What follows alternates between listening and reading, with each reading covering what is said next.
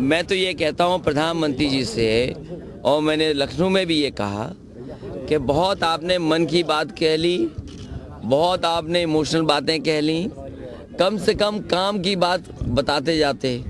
कोई काम तो बताते कि वो मऊ में क्या किया है उन्होंने, वो आजमगढ़ बगल का जिला है, कौन सा बड़ा काम मऊ में के बाद आजमगढ़ में किया है। मान लीजिए गोरखपुर भी उधर पड़ता है, उनकी सरकार ने कुछ काम तो गोरखपुर में भी किया होगा, तो कम से कम वो काम याद दिला देते। इस सवाल को इस तरह पूछते कि समाजवादी पार्टी जहां सबसे आगे है, अब इस चरण में कितनी सीटें जीतेगी, क्योंकि आपके पड़ोस में प्रधानमंत्री जी आए थे और उनका दल कहता था 300 सीटें से ज़्यादा जीतेगा। अब उनकी भाषा क्यों बदल गई और आप कह रहे हैं कि कोई गठजोड़ की सरकार न बन जाए। इसका मतलब ये है कि वो लड़ाई में बहुत पीछे छूट गए हैं।